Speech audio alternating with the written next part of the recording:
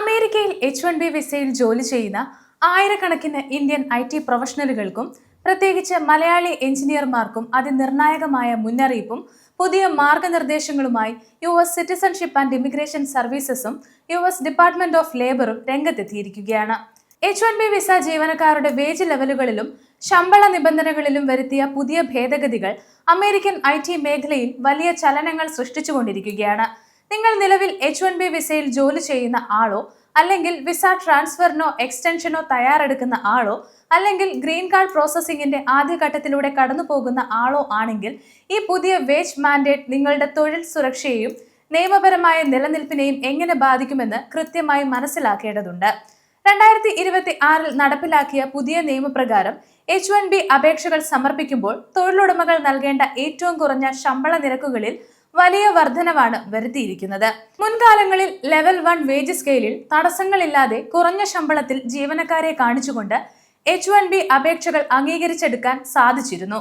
എന്നാൽ പുതിയ ഉത്തരവ് പ്രകാരം ലെവൽ 1, ലെവൽ 2 വേജുകളിൽ വരുന്ന അപേക്ഷകളെ USCIS അതീവ സൂക്ഷ്മ പരിശോധനയ്ക്കാണ് വിധേയമാക്കുന്നത്.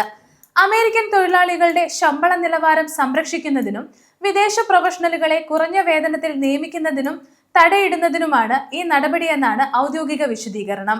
ഈ നിയമമാറ്റം ഏറ്റവും കൂടുതൽ തിരിച്ചടിയാകുന്നത് IT കൺസൾട്ടിംഗ് കമ്പനികൾക്കും തേർഡ് പാർട്ടി പ്ലേസ്മെന്റ് വഴി ജോലി നൽകുന്ന സ്ഥാപനങ്ങൾക്കുമാണ്.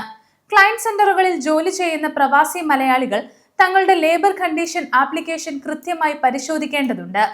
ജീവനക്കാരൻ യഥാർത്ഥത്തിൽ നിർവഹിക്കുന്ന ജോലിക്ക് അനുയോജ്യമായ SOC കോഡാണോ നൽകിയിരിക്കുന്നതെന്നും ആ മേഖലയിലെ യഥാർത്ഥ മാർക്കറ്റ് വേജിന് തുല്യമായ ശമ്പളം ലഭിക്കുന്നുണ്ടോ എന്നും വിസ പ്രോസസ്സിംഗിൽ പ്രധാന മാനദണ്ഡമാക്കും. ലെവൽ 1 വേജ് കാണിച്ചുകൊണ്ട് സമർപ്പിക്കുന്ന എക്സ്റ്റൻഷൻ ട്രാൻസ്ഫർ അപേക്ഷകൾക്ക് റിക്വസ്റ്റ് ഫോർ എവിഡൻസ് ലഭിക്കാനോ അപേക്ഷ നിഷ്കരണം നിരസിക്കപ്പെടാനോ ഉള്ള സാധ്യത മുൻ വർഷങ്ങളെ അപേക്ഷിച്ച് 10 മടങ്ങ് വർദ്ധിച്ചിട്ടുണ്ട്. കൂടാതെ ഗ്രീൻ കാർഡ് പ്രക്രിയയുടെ ആദ്യഘട്ടമായ PERM പ്രോസസ്സിംഗിലും പ്രീവെയിലിംഗ് വേജ് ഡിറ്റർമിനേഷനിലും ഈ വേജ് ഹൈക്ക് വലിയ പ്രതിസന്ധി സൃഷ്ടിക്കുന്നുണ്ട്.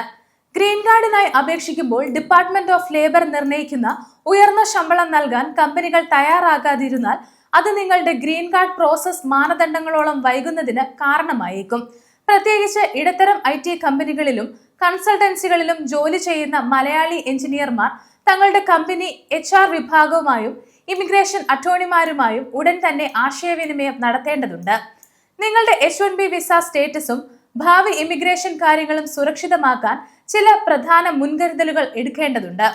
ഒന്നാമതായി, നിങ്ങളുടെ H-1B എക്സ്റ്റൻഷൻ അപേക്ഷകൾ സമർപ്പിക്കുന്നതിന് മുൻപ് നിങ്ങളുടെ റോൾ ലെവൽ 2 അല്ലെങ്കിൽ ലെവൽ 3 വേജ് സ്കെയിലിലേക്ക് ഉയർത്താൻ കമ്പനികളോട് ആവശ്യപ്പെടുക. രണ്ടാമതായി, നിങ്ങളുടെ ജോബ് ഡിസ്ക്രിപ്ഷൻ ദിനംപ്രതിയുള്ള ഉത്തരവാദിത്തങ്ങളും ഉയർന്ന സ്കിൽ ലെവലിന് അനുയോജ്യമായ രീതിയിൽ രേഖപ്പെടുത്തിയിട്ടുണ്ടെന്ന് ഉറപ്പുവരുത്തുക. മൂന്നാമതായി, തേർഡ് പാർട്ടി ക്ലയന്റ് സെന്ററുകളിൽ ജോലി ചെയ്യുന്നവർ ക്ലയന്റ് ലെറ്ററുകളും വർക്ക് ഓർഡറുകളും കൃത്യമായി കയ്യിൽ കരുതുക.